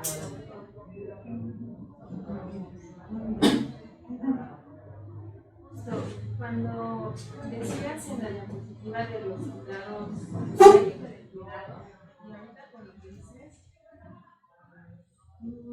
me parece que también no hay que caer en la irresponsabilidad individual. O sea, sí es verdad que por las condiciones que viven las personas, algunas necesitan defender con toda su vida lo que viven. Pero también es cierto que todos tienen en alguna medida y en algunas circunstancias, y todos en alguna medida cuidan. Entonces, como no despojar a nadie, a los más ricos ni a los más pobres de esos derechos, ¿no? Porque hay gente que se tiene guardando y entonces da la pluralidad en la que eso contra esto, ¿no? Y eso, cuando escuché a mí que decía también, yo siento que eso, de que parece que vamos a jugar sus juegos en su cancha, ¿no? O sea, con esto de las políticas públicas, que bien que existen, pero ¿cómo podemos jugar, sí, el juego, pero no con sus propias reglas? Y se me vino que también podemos, desde el lenguaje, de cómo nombramos las cosas, ¿no? ¿Qué nos apropiamos de sus términos, de sus ideas? A veces, ¿cómo lo podemos nombrar para que nosotros no signifique algo? Nosotros atraviese, digamos, siento que desde el lenguaje de cómo esa transmisión de la información, o sea, como que a mí en lo personal es como, ¿cuántas personas no podemos decir eso?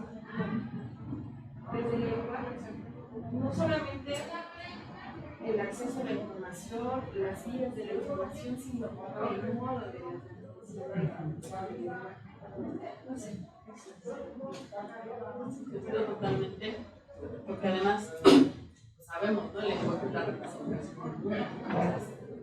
Esas palabras, de más sentido y significado, que se hagan aquí, se pronuncia, pues también esa conexión con eso otro.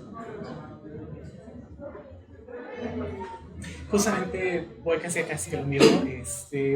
Yo tengo una duda particular sobre cómo trabajar sobre esta irresponsabilidad privilegiada, porque cuando empezamos a hablar del tema, algo que me vino inmediatamente a la mente es pensar sobre cómo se dan muchas instancias actualmente en la sociedad que sí tienen una multitud de privilegios que le permiten estar, por ejemplo, en redes sociales, tener redes sociales, acceder a esos medios.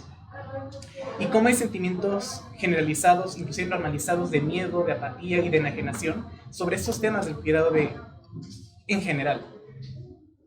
¿Cómo es que se da justamente una diferenciación en la apropiación de los términos que tendríamos que utilizarlos, donde no es una obligación, sino que es un derecho? Y es un derecho en una fundamentación básica de si me cuido y me pueden permitir el cuidarme, cuido de los otros. Y eso implica de forma correlacional. Sí, si los otros se cuidan, me cuidan en ese proceso. Entonces, hay una pregunta que se me crea en esto y es, ¿qué podemos hacer para que esto se transforme un poco en la forma en la que lo mencionamos?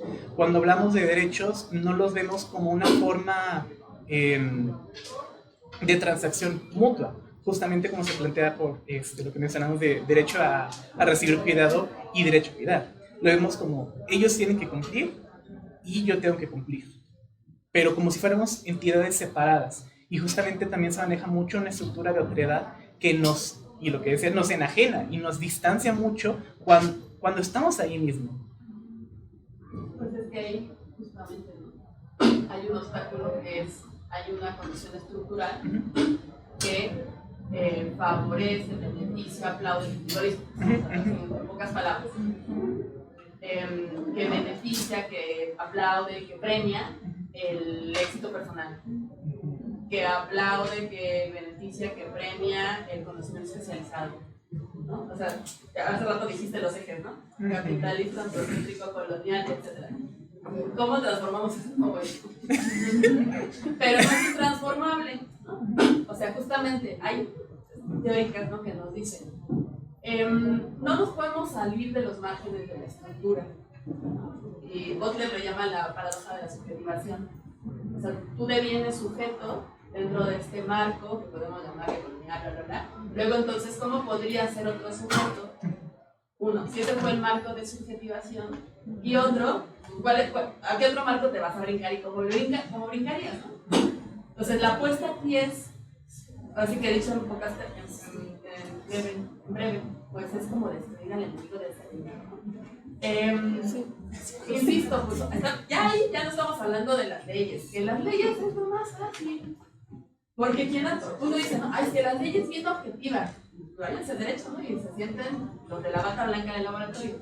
No hay cosa más objetiva, porque las hacen los seres humanos, y los seres humanos siempre estamos situados histórica, social, culturalmente, etc. Entonces, lo más fácil es la ley.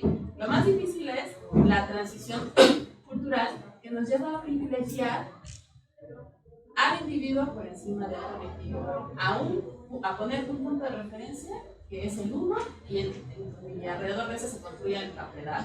En fin, o sea, esa transformación que no es imposible, pero es lenta, se da en esta paradoja de que se construye en el mismo marco que quiere transformar, etcétera, pero yo creo que, así como dicen, pregúntenle a las que cuidan el entorno para saber cómo cuidar, yo creo que también hay que preguntar, o hay que poner gusto a esas poblaciones que están haciendo ese trabajo, porque también me parece que son quienes vislumbran o nos dan rayos de luz en esos oscuridades. Yo, por ejemplo, ahí complementaría, o sea, sí es genial esto, ¿no? De cómo cuidan, las que cuidan. Pero entonces, si tú no sabes por qué lo estás cuidando, o cómo es que cuidas tú y no te das cuenta que estás cuidando, o sea, es como darles también, o sea, ahí es donde digo, no descontarles de la responsabilidad, porque creo que no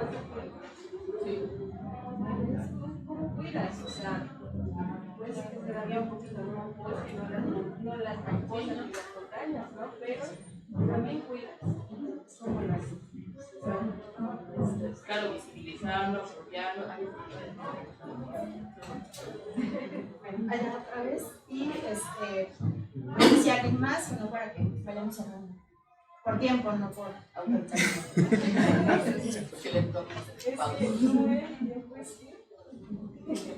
La pobreza del Exacto, la pobreza del tiempo nos obliga, hablando de cuidados con el formalito, a hacer la comida, a hacer el trabajo, desocupa el espacio, cuando estamos en escuela pública, hay que darle espacio a la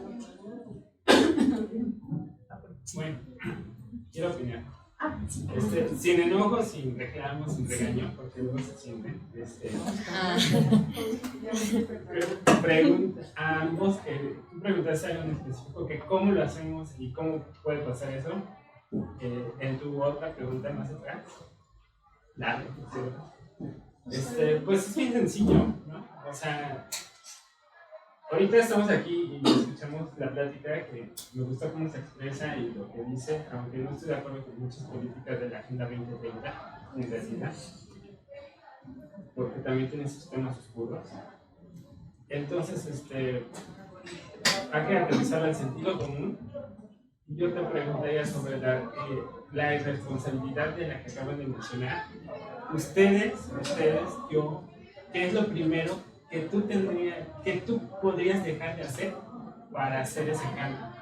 Sabiendo las consecuencias de, por ejemplo, traer un aparato de esto. Que la pantalla con la que está hecha viene de minas de África, extraída por niños, por el tráfico ilegal de materias primas, también en China y todas esas cosas globales que mencionamos a través de la Agenda 2030.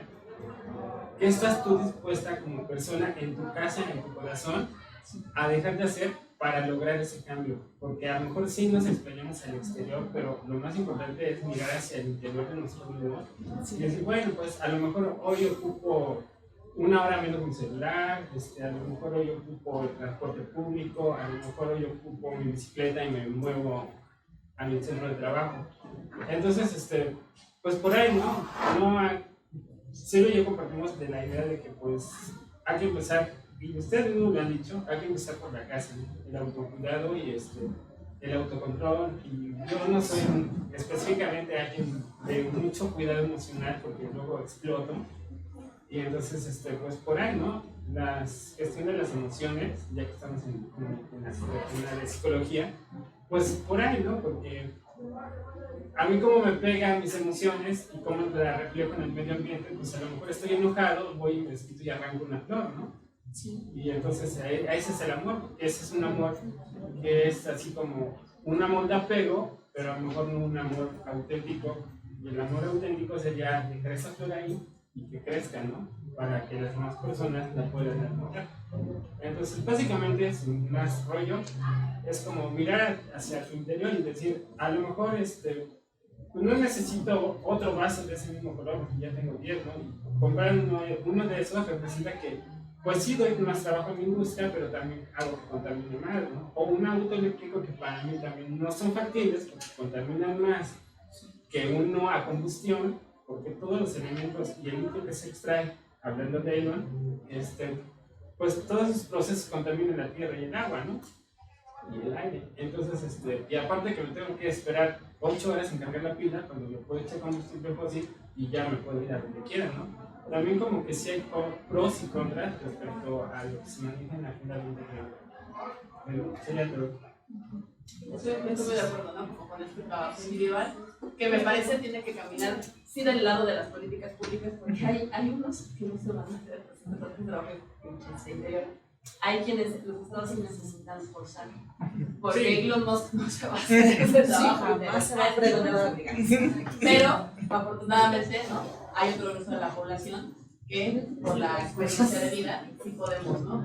Conectar como con esa parte interior, pero también sabemos que los estados se obligan a algunas cosas. Bueno, vamos a... Eva acá y Ana.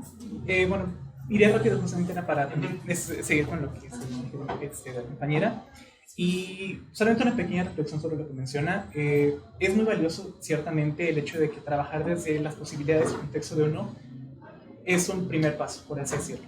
Porque justamente como uno puede empezar a acercarse con los iguales que le rodean y que están un poco más distantes por ciertas condiciones contextuales, si no empieza a trabajar desde pues, una reflexión adecuada de lo que pueda aportar uno. Sin embargo, y justamente algo que me parece importante en lo que preguntaba es cómo evitamos que justamente se reduzca mucho la conversación a únicamente señalar en un espejo y que se convierta en un ejercicio nuevamente de individualización, de decir, es que tú tienes que hacer esto, cuando tenemos que trabajar en conjunto, tenemos que exigir a las estructuras que tienen que brindar en condiciones adecuadas y de forma accesible, tanto información como la posibilidad y la garantía de poder ejercer esos derechos. Y una última cosa que me parece importante es que justamente ese discurso se utiliza mucho en redes sociales y muchos medios para mantener esta responsabilidad privilegiada, porque se mantiene mucho en una tranquilidad de decir, bueno, yo ya reciclé mis botellas. Y se deja en eso cuando se pierden muchas reflexiones o inclusive cómo se involucra el individuo en su comunidad y la participación que llega también. Pues reciclar, bueno, yo era patinador, ¿no? Entonces, ¿qué haces? Pues reciclas y la gente de repente te tacha de que, bueno, en mi caso, en el caso de Cintia, donde vivimos, pues somos privilegiados porque nuestras familias poseen cosas y riqueza, ¿no? Y entonces a mí me dicen, pero tú ¿por qué estás recogiendo basura si no tienes necesidad, no? Entonces volvemos al otro principio, así, elemental de existencia, ¿no? Pues porque lo hago por gusto y precisamente porque no tengo esa necesidad que tú tienes y no lo hago por dinero, por la prontitud de la satisfacción de las cosas materiales y tener dinero, sino por una cosa del legado. Y el legado pues es una inversión a más tiempo, ¿no? Por ejemplo, ella es mi hija y entonces ella vio crecer los árboles cuando yo los planté y entonces ahora ella trae una idea así de que este es el bosque y sale todo el bosque, ¿no? Entonces, pues no hay más vuelta. Yo te pregunto a ti, ¿tú qué estás en este momento dispuesto a renunciar para hacer cambiar algo? Bueno, iba allá la compañera y ahorita podemos ir haciendo como este cierre, ¿no? Creo que estas perspectivas que están acá surgiendo da pie precisamente para este vínculo que queremos hacer, no porque sea el único, sino porque estamos en este espacio, pues este vínculo de la psicología ambiental comunitaria, en términos de que hay un trabajo intersubjetivo como individuo, es cierto, pero también pues siempre en una relación con el ambiente, donde también hay un sistema económico, político, es decir, movernos en estos ejes de que sí, efectivamente hay una cuestión individual como sujetos situados, pero somos sujetos situados también histórica, políticamente, económicamente, y no queda fuera, ¿no? Esta categoría de la responsabilidad individual, pero que no es suficiente para, o sea, esta responsabilidad individual no es suficiente para abordar justamente las problemáticas ambientales, donde pues también están atravesadas por cuestiones más complejas, más allá de mi responsabilidad individual o no. Entonces creo que justo esta perspectiva de la psicología ambiental comunitaria, pensando en la psicología, pensando en lo ambiental, pensando en lo comunitario, nos permite hacer esta intersección entre el trabajo que se hace a nivel de las comunidades y estas cuestiones introspectivas, pero también llevar a su vez este campo de la psicología ambiental comunitaria al reconocimiento de un Estado, no porque nos caiga bien o nos caiga mal un Estado, sino porque hay cuestiones que se tienen que legislar, que se tienen que regular, como comenta Adriana, porque pues no va a ser suficiente la buena voluntad, ¿no? Y otra cosa que me parece importante también para ir llegando, creo que desde la psicología ambiental comunitaria no vemos estos acuerdos y este estudio de los derechos humanos como una buena onda del Estado. Y entonces, el Estado acá benefactor, protector, que nos cuida. Creo que la importancia de mirar estos acuerdos es que finalmente son resultado de la organización comunitaria, son resultado de la resistencia de distintos grupos. Entonces, lo que está contenido en los acuerdos no es como que yo he estado buena onda, te voy a garantizar derechos humanos, te voy a reconocer que incluso ahora tienes derechos ambientales. Creo que lo que está plasmado en estos acuerdos, en estos instrumentos internacionales, es finalmente el resultado de muchas luchas de resistencia, en este caso en materia ambiental. No es como que el Estado haya dicho, miren, ciudadanía, te quiero mucho, te quiero proteger. No, el Estado le vale. Finalmente es este empuje que hace la organización comunitaria, las organizaciones de la sociedad civil con las que podemos estar o no de acuerdo, pero está ahí reflejado pues esto, ¿no? O sea, las muertes de un montón de defensores, y entonces metemos ahí esta parte de cuidar los derechos de personas defensoras ambientales, porque han muerto un montón. Entonces está ahí porque ha habido un proceso de resistencia. Y creo que entonces podemos irnos moviendo un poco, ahora que ya soy señora y que quiero dejar a las juventudes, ¿no? Como que no se queden en la desesperanza, pero que tampoco romanticemos las luchas porque vienen de condiciones de vulnerabilidad y de opresión. Creo que sí, aún puede haber este reconocimiento de no quedarnos en la desesperanza, hablando del tema ambiental, no quedarnos en la desesperanza de ya no se pasará nada y nos vamos a morir. O sea, sí, pero bueno, hay que resistir. También un poco transitando la desesperanza de lo que te dan estos procesos organizativos comunitarios, pues también desde la resistencia creativa. Y estos instrumentos finalmente sirven para echar mano para la protección de las mismas comunidades, no porque, repito, no porque el Estado quiera estar ahí garantizándote tus derechos, sino porque el hecho de nombrar, tenemos derechos humanos ambientales, es el resultado de todas estas opresiones y vulnerabilidades históricas. Entonces creo que al final la posibilidad de salir de esta desesperanza pues sigue siendo la resistencia y el organizar estos procesos comunitarios donde te des cuenta de tus vulnerabilidades en un ambiente situado pues por todo esto que ya habló Adriana en términos de pues quién soy también en este mundo como sujeto situado, ¿no? Entonces creo que las resistencias también pueden ser creativas, sí también dolorosas, sí también avasalladoras. El mismo sistema económico político se contrapone con lo que plantea Adriana en términos de una ética del cuidado, ¿no? O sea, es contradictorio en sí mismo. Entonces creo que ahí es donde puede devenir la resistencia y los procesos de seguir generando pues esta concientización, esta organización para resistir creativamente. Por ahí vamos, por acá, y acá me brincó la compañera. Le iba a dar la voz y me olvidó la voz. Ay, pero creo que ya dijo todo. Sí, no, pero creo que cuando hablamos de derechos humanos, hay una parte de derechos humanos que son los derechos de los pueblos y comunidades indígenas, ¿no? Que es más esta parte de esos derechos como tal. O sea, yo lo he visto con las personas con las que he trabajado y las he escuchado hablar y demás, y hablan como ser parte de su territorio, cómo lo cuidan y demás.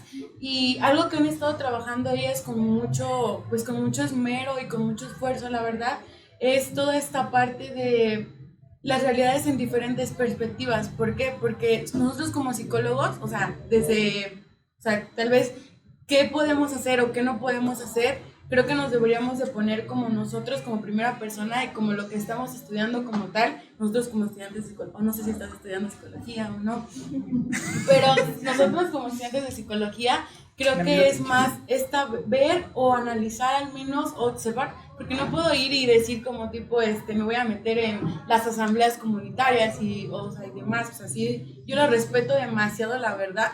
Pero sí como que ver estas miradas, conocer, es algo muy importante de primera mano. Creo que el hecho de que estemos aquí escuchando a las demás personas y observar y conocer y demás, ellas han cambiado un montón. O sea, yo las respeto y las admiro demasiado porque pues sí se han apropiado, sí han generado un diálogo colectivo y demás, pero dentro de eso también han tenido sus depresiones, porque también, o sea, yo las he escuchado y dicen, es que hay una depresión colectiva, o sea, al final de cuentas, a pesar de que intentemos tejer la comunidad y poder estar la una con la otra cerca, pues también hay como esta parte de las perspectivas van cambiando y demás, pero creo que, o sea, al final de cuentas, como humanos o como seres que estamos dentro de todo esto y lo conocemos, creo que es como ser portadores de voz y también poder hablarlo con los otros y decirlos, así como, no sé, el compañero hablaba sobre lo de las botellas de PET.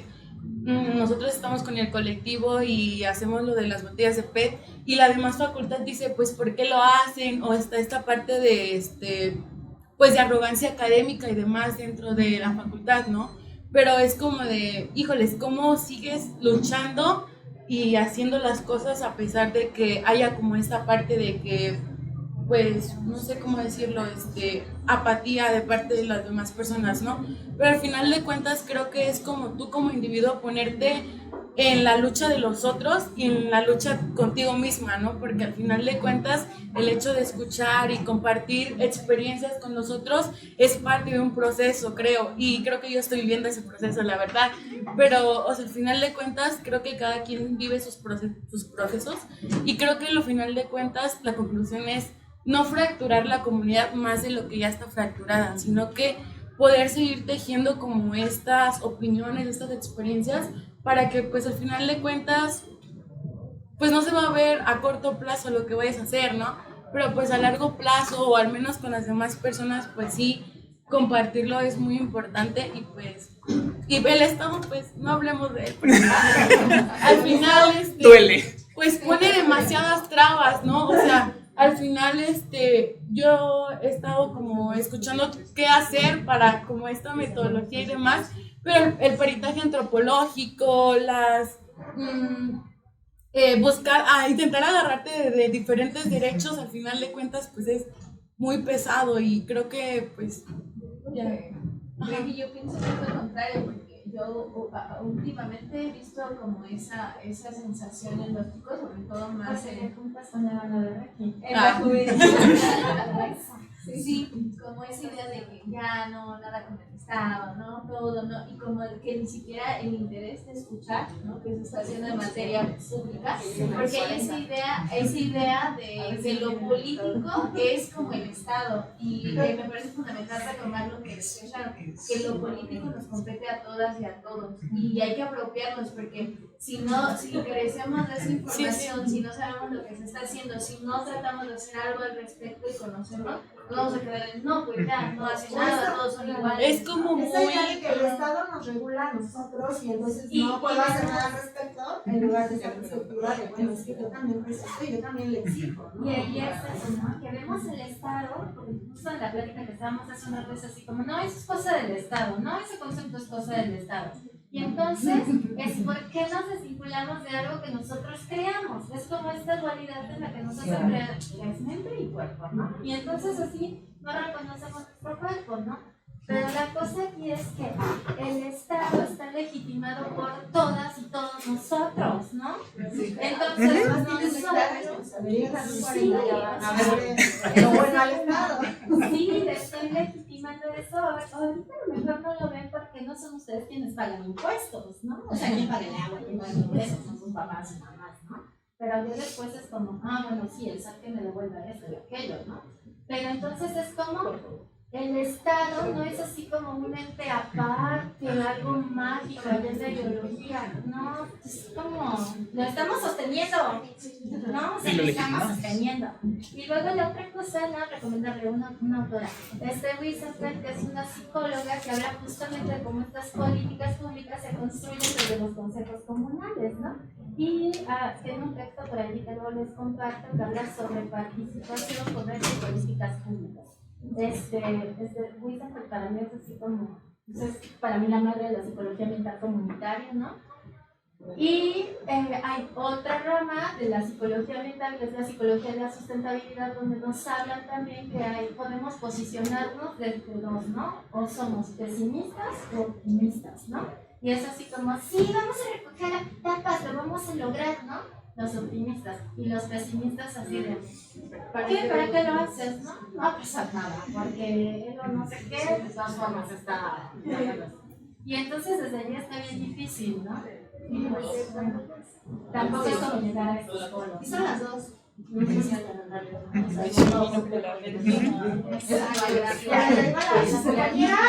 vamos cerrando. Vale, yo también intento cerrar ya mis comentarios. Pero este punto de aclarar también que la política, lo menciona muy claro, tiene obligación de medios y no de los estados, ¿no? Y eso lo libera de muchas culpas. Pero finalmente creo que parte de esa culpa sobre parte de nosotros, ¿no? Y la intención que tenemos de que las cosas salgan bien. Mentira que empieces un proyecto que amas y dices, lo intento y ya se nos sale el modo. Claro que no, somos súper aferrados en las cosas que nos gustan. Y poner esa pasión de este tipo de iniciativas es muy importante.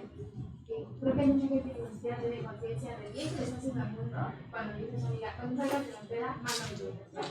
¿Sabes? Y que es algo súper cuidado, ¿no? De cómo entendemos el ambiente, de cómo entendemos los cuidados, más en términos de cuidado, más en términos de feminismo, ¿no? Muchas gracias. Pues no sé si quieras agregar algo más. No, pero como me parece que fue bien la bolsa de comentarios, me parece que ahí está el cierre, un montón de retos, etcétera, pero también las luces en el camino. ¿No? Creo que en estas polaridades, lo que les señalaba, las polaridades nos impiden caminar, pues más bien es asumir que transitamos entre matices, el matorral Que cuidamos. O sea, estamos cuidando. Bueno, pues sí, por eso decía, ¿no? O sea, la ética del cuidado, o sea, es completamente contradictoria a las formas, a las lógicas de producción, ¿no? Que también ahí está la resistencia.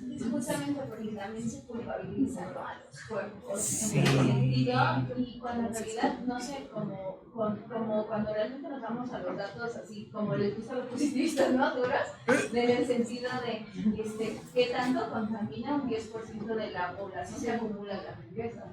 ¿Qué pasaría si ese 10% desapareciera? Así una fantasía. No que deseamos muy fuerte. O sea, realmente, ¿qué pasa con eso? Y ahí, ¿qué tanto incide lo que yo puedo hacer? También parece que es debatible, ¿no? No lo sé. O sea, como que también parece un conflicto que se debe señalar. Y político, sin duda alguna. concepto de la antropoceno para señalar la era geológica por intervención del ser humano, pero que luego dicen hay que llamarle capitaloceno porque no todos los seres humanos son como colectivo homogéneo. No somos ellos, para Lo cual no quiere decir que sí podamos evitar otras cosas. Porque sabemos que los impactos. Porque ahí también está, justo es donde están las vulnerabilidades, ¿no? También cómo impacta.